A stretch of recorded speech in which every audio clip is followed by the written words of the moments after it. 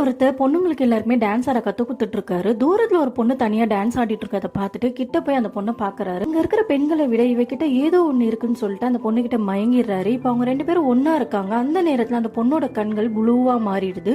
இப்ப அவர் யக்ஷினியா மாறி அவளை கொன்னுடுது. இத பத்தி தெரிஞ்சுக்கிட்ட தண்ணிக்குள்ள தவத்துல இருந்த மகாராஜான்ற மந்திரவாதி எழுந்துக்கிறாரு. 99 ஆண்களை இத மாதிரி கொன்னுட்டா, இன்னும் ஒரு ஆணை கொன்னுட்டானா அவ மறுபடியும் அவளோட உலகத்துக்கு போயிடுவா. அதை கண்டிப்பா தடுத்து நிறுத்தணும்னு சொல்லி அவர் கூட இருக்கிறவர்கிட்ட சொல்றாரு. யாக்ஷினின்றவங்க இயற்கை ஆவியானவங்க. இவங்க மனுஷனை லவ் பண்ணதுனால குபேரனால சாபம் பற்று பூமிக்கு வராங்க.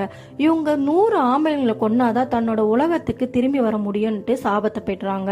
நம்ம ஹீரோ கிருஷ்ணாவை காட்டுறாங்க. அவருக்கு 30 வயசு ஆகியும் கல்யாணம் ஆகாம இருக்கும். அவங்க வீட்டுல எவ்வளவோ சொல்லியோ கல்யாணம் பண்ணிக்க மாட்டேன்னு சொல்றாரு. அவர் ஒரு ஹோட்டல்ல மேனேஜரா வேலை செஞ்சுட்டு இருக்காரு. அவர் ட்ரீம்ல வந்த பொண்ணதான் கல்யாணம் பண்ணிப்பேன்னு சொல்லிட்டு ரொம்ப பிடிவாதமா இருக்கு. அதே ஆபீஸ்ல இப்ப மாயாவோ ஒரு ரைட்டரை ஜாயின் பண்றாங்க. அவங்க ஒரு அப்பாவியானவனை தன்னோட சக்தியால மயக்கி ரூம் கூப்பிட்டு போயிடுறாங்க. இப்ப 2 பேரும் ஒன்னா இருக்கும் போது மாயா அவனை கொல்றதுக்காக ரெடியா இருக்காங்க. இப்ப அவங்க கண்ணெல்லாம் ப்ளூவா மாறிடுது. அந்த நேரத்துல அவரு நான் இல்ல புதுசு இல்ல, எனக்கு இதுல ஏற்கனவே அனுபவம் இருக்குன்னு சொன்னதுமே மாயாக்கு கோபம் வந்தது. ஒரு வேர்ஜினா இருக்கிறவனை மட்டும்தான் அவங்க கொல்லணும்ன்றதுனால, அவங்க ஒரு கன்னித்தன்மையை இழந்ததுனால அவங்க கோவப்பட்டு அவங்களோட யக்ஷினி ரூபத்தை அவர்கிட்ட காட்டுறாங்க.